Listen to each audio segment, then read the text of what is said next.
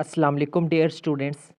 आज के लेक्चर में हम बात करेंगे about classification of solids. Students, solids की क्लासिफिकेशन को डिस्कस करने से पहले हम बात करेंगे कि सॉलिड्स आखिर क्या होते हैं। ठीक है, तो यहाँ से इसको स्टार्ट करते हैं।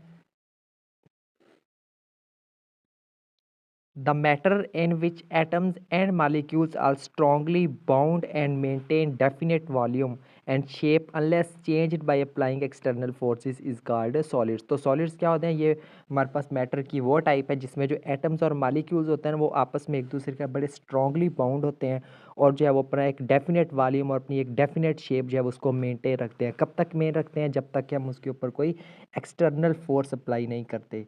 तो मैटर की उस टाइप को हम क्या नाम देते हैं? सॉलिड्स का नाम देते हैं। ठीक है, उसके बाद है जी क्लासिफिकेशन ऑफ सॉलिड्स। सॉलिड को हम क्लासीफाई किन किन क्लासेस में कर सकते हैं वो देखते हैं।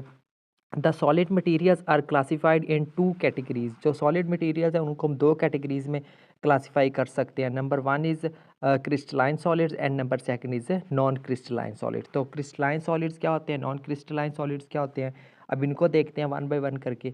तो बात करते हैं पहले हम जो है वो क्रिस्टलाइन सॉलिड्स की। ठीक है, तो यहाँ से शुरू करेंगे। The solids having ordered periodic arrangements of atoms or molecules are called crystalline solids. ठीक है, वो सॉलिड्स जिनकी जो अरेंजमेंट है वो हमारे पास एक ऑर्डर्ड पीरियोडिक अरेंजमेंट होती है उसमें एटम्स और मालिक्यूल्स की, यानी कि वो सॉलिड्स जिसमें जो जिसके जो एटम्स और मालिक्यूल्स होते हैं उनकी जो अरेंजमेंट होती है ना, वो हमारे पास एक ऑर्डर्ड पीरियोडिक अरेंजमेंट टाइप होती है, यानी कि ख़ास तरतीब के साथ होते हैं। तो इस तरह के सॉलिड्स को हम क्या नाम देते हैं? क्रिस्टलाइन सॉलिड्स का नाम देते हैं। ठीक है, so the main properties of crystalline solids are given by. तो कुछ मेन प्रॉपर्टीज़ हैं सॉलिड्स की, क्रिस्टलाइन सॉलिड्स की, उनको देख लेते हैं।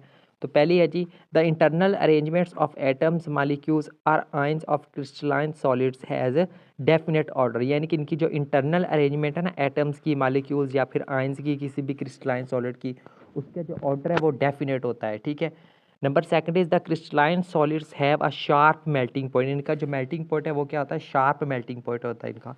Number third is the crystalline solids are in stable state below the temperature of crystallization. तो क्रिस्टलाइजेशन टेम्परेचर से अगर उनका टेम्परेचर नीचे हो, कम हो, तो फिर क्या करते हैं? जो क्रिस्टलाइन सॉलिड होते हैं ये क्या करते हैं? फिर भी ये जो है वो अपनी स्टेबल स्टेट में ही होते हैं। उसके बाद है जी, the crystalline solids are anisotropic in nature. जो क्रिस्टलाइन सॉलिड्स होते हैं ये क्या होती है? इनकी नेचर में इनकी टाइप क्या होती है? एनी आइसोट्रोपिक होते हैं ये। The crystalline solids have uniform chemical composition. इनकी जो कंपोजिशन है वो क्या होती है? यूनिफॉर्म केमिकल कंपोजिशन होती है। उसके कुछ एग्जांपल्स क्या हैं? डायमंड, Fe यानी कि फेरम, लोहा जैसे आयरन को हम बोलते हैं। ठीक है, Ag, Au, salt, sugar and mica etc are examples of crystalline solids. तो ये होते हैं हमारे पास क्रिस्टलाइन सॉलिड्स। उसके बाद हम बात करते हैं नॉन क्रिस्टलाइन सॉलिड्स की, कि नॉन क्रिस्टलाइन सॉलिड्स कौन से होते हैं। यहाँ से देखें, the solids in which atoms molecules or ions are arranged in irregular or random fashion are called non crystalline solids or amorphous solids. तो वो सॉलिड्स जिनमें जो है वो उनके एटम्स को, मालिक्यूल्स या फिर आयंस को जो है वो एक इरेगुलर वे में या फिर रैंडम वे में जो है वो उनको अरेंज किया जाता है, यानी कि उनकी कोई ख़ास तरतीब नहीं होती है, तो उनको हम क्या नाम देते हैं? नॉन क्रिस्टलाइन सॉलिड्स का नाम देते हैं। नॉन क्रिस्टलाइन सॉलिड्स को हम जो है वो अमॉर्फिक सॉलिड्स भी कहते हैं। सो इसकी जो कुछ प्रॉपर्टीज़ हैं, ठीक है, the main properties of non crystalline solids are given by. तो इसकी कुछ प्रॉपर्टीज़ हैं वो डिस्कस करते हैं अब। तो पहली है जी, the internal arrangement of atoms molecules or ions of non crystalline solids have irregular order. अब इसमें जो मौजूद जो इसके अगर इंटरनल अरेंजमेंट की बात करें नॉन क्रिस्टलाइन सॉलिड्स के एटम्स, मालिक्यूल्स या आयंस की, तो उसमें जो सॉलिड्स होते हैं उनकी क्या होती है? जो ऑर्डर होता है वो क्या होता है हमारे पास? इरेगुलर होता है। ठीक है, आगे है जी, they do not have sharp melting points. इनके जो है वो शार्प मेल्टिंग पॉइंट्स नहीं होते। क्यों नहीं होते? Because bonds between the atoms are not equally strong. क्योंकि उन एटम्स के दरमियान जो बॉन्ड्स होती हैं ना, वो हर एक एटम के दरमियान इक्वली स्ट्रॉन्ग नहीं होती। कहीं वीक होती है, कहीं स्ट्रॉन्ग होती है, कहीं कम, कहीं ज़्यादा, इस तरह से। ठीक है, उसके बाद है जी, the non crystalline solids are isotropic in nature. ये क्या होते हैं? आइसोट्रॉपिक होते हैं nature. The non crystalline solids are regarded as super cooled liquids. ये क्या है? इनको जो हम कह सकते हैं कि ये क्या है हमारे पास? सुपर कूल्ड लिक्विड्स हैं।